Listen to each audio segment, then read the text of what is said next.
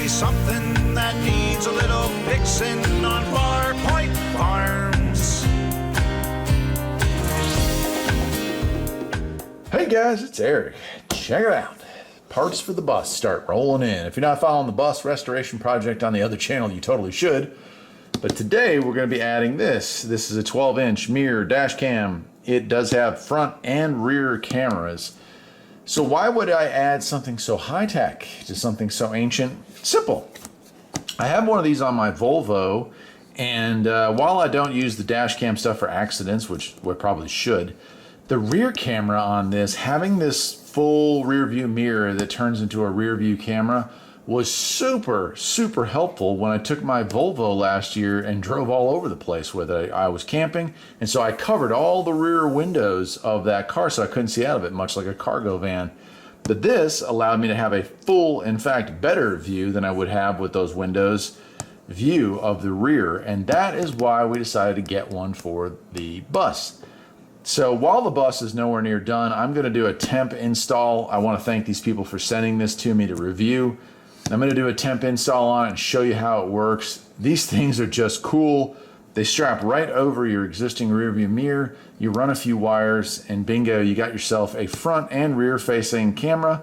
You can split the screen and have half front, half rear. Or for me, like I said, rear view all the way.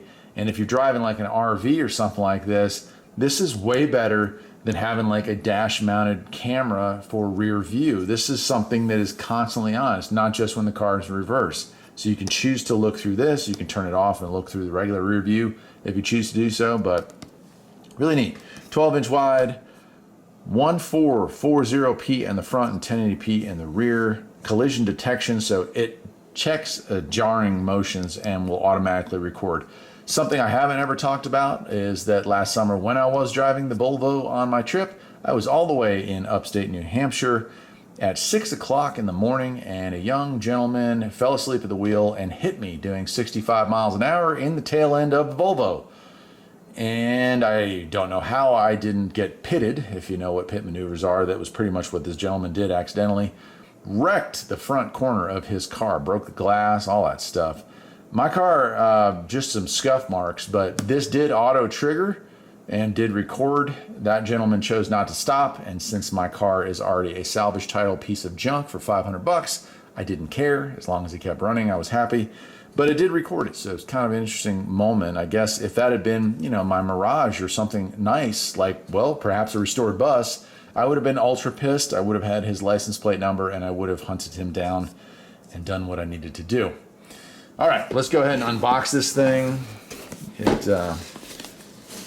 Install is not exactly amateur hour, I will say that, but it's also not that hard. Just remember that to make it look really good, you're going to want to remove some of the paneling so you can snake those wires around. On a bus, a VW bus, there ain't a whole lot of wiring, or there ain't a whole lot of panels that you need to remove, so it's not that big of a deal. I will say the packaging is really nice. Pull this up. So here is our rear camera. And so there's a couple of options. So we're trying to figure out, and we will look and see where we think we want the best view. For vans, for RVs, a lot of times people mount them up high, like well above the rear view window, kind of looking down. It helps if they're backing up to see obstructions on the rear bumper. For normal driving, you know, a more back-facing view is preferable. And I think on the Volvo, what I did was tuck this up and attach it right above the license plate, so it just pushes straight out right above the license plate. A little lower perhaps than the rear view would normally be, but because it's kind of a wide angle setup, didn't bother me at all. So that's really nice there. And it gives you a ton, I mean a ton of wire, I'll say that. This little wire right here is the only wire that you're going to have to splice into the system anywhere. The rest of the stuff is plug and play. This wire you tap into with your reverse backup light. So just find your backup light, tap into that, squeeze it off, and now when you put it in reverse, it'll automatically go to reverse view. But that's not the only way to get to reverse view. So if you don't feel comfortable getting into your wiring harness and tapping into this, which is really simple, by the way. You just need a Scotch lock to do that. And but if you don't feel comfortable, you don't have to do that, because you can manually say, push it into the reverse view if you wish to do so. This right here, after all that long wiring, is going to eventually plug in up here on top to that plug right there. Now it does have a place for an SD card. It's not included in the kit, I don't believe, so you will need that. That's going to record. One thing I learned the hard way with my last one of these is that it does require a high-speed card. So you can't just use, I have a bunch of older cards, and I don't need a ton of recording space, so I found like a 32 gig model, put it in there, and it was complaining that it needs a more high speed to record, because you're recording 2 HD or almost 4K recordings at the same time. So that's a lot of input going in at the same time, and so it needs that. You do have, and I won't be installing this on my car because I don't care. But here is this. This is a GPS transceiver, or yeah, I guess it would be a transceiver both ways, because it's telling you where you are and it's receiving that signal as well.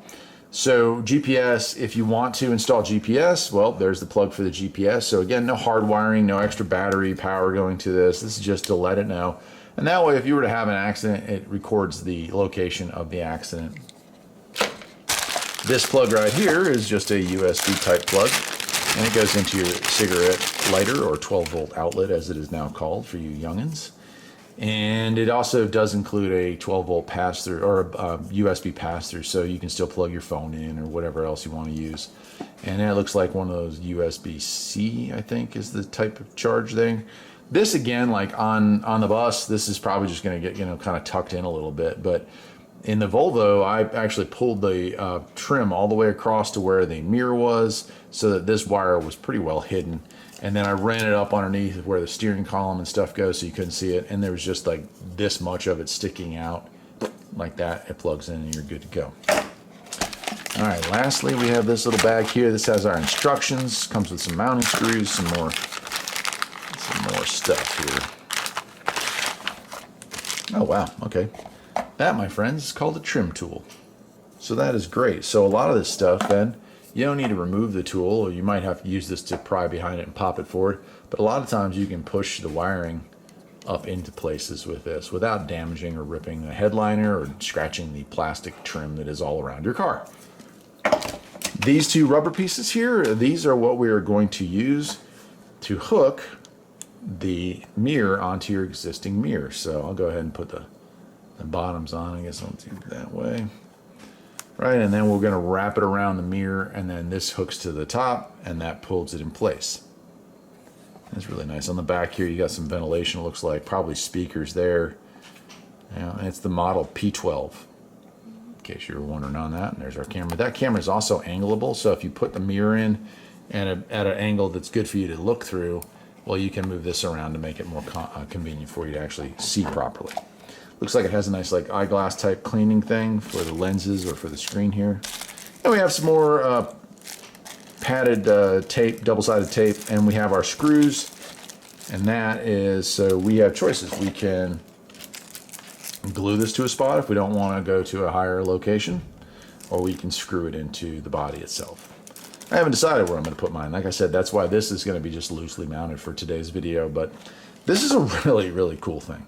So let me take the camera off the tripod. We'll take all this stuff out to the bus. Forgive the condition of the bus. Lots going on. I've got a CB radio and a regular radio and a whole lot of other lighting and stuff that's just laying all over the dash, laying all over it. It is a huge work in progress. We hope to have done by next spring.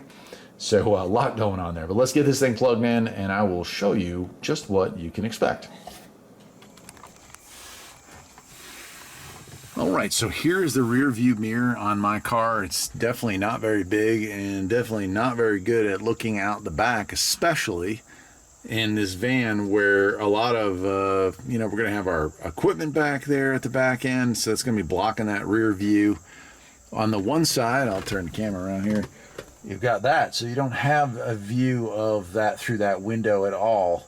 So we're already having reduced visibility. So it just makes sense on a vehicle like this to add something like this. So the very first thing I'm going to do is attach this to that. And so I'm going to go ahead and do that. I can't do that with one hand on the camera. So I'll put the camera down for a second and I'll show you what that looks like installed, and then we'll move on to running our wires.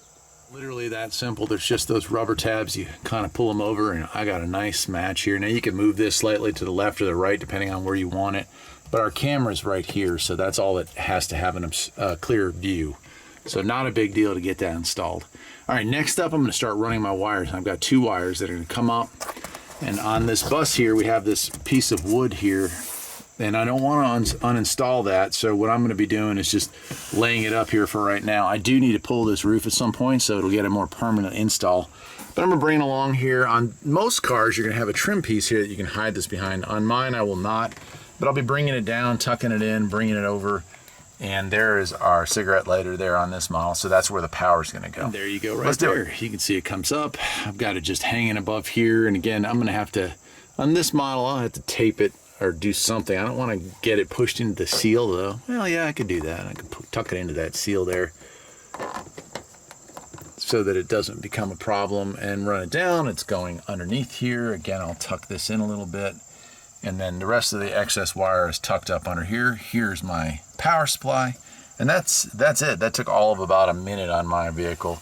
Now on the other car, I installed it in, the cigarette lighter's down over here, so a little bit more draping and figuring out, but as long as it doesn't interfere with where your steering wheel is, you don't want it rubbing on the steering column or something like that, you're golden. You're going to be good. This is not a difficult install in that sense. Now the second part is a little more tricky, and it's different for every car. I think what I'm going to do is I'm going to show you on the Volvo how I went about routing it, but I'm also going to show you how I'm temporarily setting it up on this car. Here it is. I tucked it in right next to the license plate on the Volvo camera in the little bracket there. And then I'll open it up and show you how I routed the wiring through the car to give you an idea on a more modern car, because I know the car I'm installing this on is vintage. It might be a little difficult to see, but you can barely see that wire right there. I found on this car that if I removed the license plate light, there was room enough to get the wire up through and into the tailgate area. Once I did that, it was just a matter of pulling this down enough and fishing the wire up through here, up along, and down through this. And you can see on this car, the reverse lights are down here, so I had to run the little extra wire down as well as the camera wire down through where the harness goes. Now the camera wire went all the way forward right along the side channel here, and the reverse wire came down and I tapped it in from the backside right through there. I pulled that panel right there off. So on the bus, this process is going to be a lot easier, but I did want to show you, give you an idea of what the process would be like on a modern car. Let's go back to the bus. All right, so here we are at the back of the bus, and what I'm going to do here is I ran this underneath the mattress for the rear bed and the seat back there. It runs under, then it goes underneath the mats, and it comes up to the front of the bus. The little reverse wire on this, I'm going to drill a tiny hole right there, and that's going to allow me access to the reverse lighting right here. So a very simple setup. You will notice that the camera itself is unpluggable, right? So there's this little plug right here, and that gives me some room. And that's good, because I think, as of right now, I'm thinking about mounting it right here, but I might want to mount it up on the other side of the window up here, or maybe even on the fiberglass right here. Well, there's still enough room with the other connection to do that, so it gives me some flexibility. And again, that's why, because the project is not done, I'm not going to be permanently mounting this rear part today. All right, definitely not where I want it. I want to have it more centered on the bus here, but for right now, for demonstration purposes, this will work.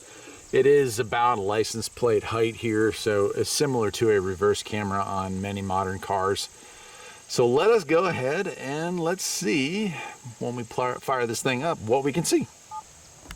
And so we'll go through some of these. Hopefully you can see this. It looks like there's just a ton of glare, but zero, and I mean zero, that I can do about that. So let's go with that. Let's go into settings first. Device recording. Let's turn off our watermark.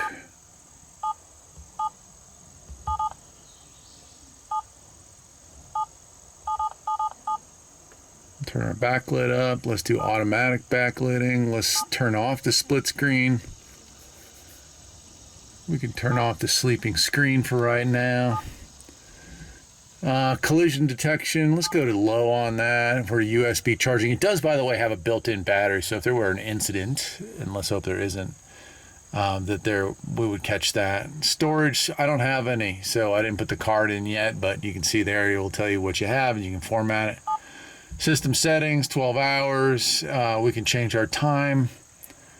GPS info right now not hooked up. If I plug that in and that would go right up there, it would give you your GPS settings, like your readings for location, which satellite's strongest, so on and so forth. Recording setting, I can't really change anything on it because, well, I guess I can. I'll turn off that. Do you want to have the audio on? I don't really, not me. Although I suppose if you were driving and you wanted to be like, oh, the license plate number was XYZ, blah, blah, blah, right, you could do that as well. I do want to keep on the back recording. As I told you at the beginning of this video, I got into a nice little wreck. Well, I didn't get into a wreck. Somebody crashed into me. And so that was kind of a problem. I am going to go to 60 hertz because that's here in the US. That's what we use. So there we go. We're back out of that. And, you know, we can manually record if I want to. And that's nice. We can go through pictures and our video recordings that way. We can replay real quick and we can lock it. There is also voice. Here's our voice commands. Show front camera. Right, and so I will go through that, lock the video, take picture, turn off display, turn on recording. So that's kind of cool. So driving recorder here, no SD cards, just telling us that. So I'll turn that off. Show front camera. There it is. So let's adjust that down because it's way too high. And oh, there we go. Right, so that's probably more along the lines of what I'd be driving. In fact, look at that. You can see at the top of the Beetle, it's almost identical. Show rear camera. Pretty cool, huh? So I hope you can see that. Might be a little hard because it's pretty much gravel back there. Let's take a look at system. That's just, and I don't know if there are ever any updates, but H9832-GC4653 rear view, blah, blah, blah. It's pretty much that. Well, look, I guess that's going to wrap up the video. You guys get the idea. Great product. Something, if you don't have this, you want to get this. If you got a camper van, if you're living the van life, and maybe not living the van life as old as the van lives that I'm living, but if you are living and driving around in a cargo van that's converted to be a stealth camper, this is an awesome way to track what's going on around you, to record possible incidents. And at nighttime, you can put the split screen on and power this thing up off of a booster power pack, and you have yourself a security system. You can see what's going on in front and behind you. So it's really nice for that as well. I use that with the Volvo. So I parked a lot of gas stations and, back lots and stuff like that. And occasionally, I never got bothered, I'd say, but occasionally I heard weird stuff and was able to take a look at that right from the back seat with those voice commands. So really cool, really cool. I'll leave a link down below where you can pick this thing up. And until next time, my friends, take care.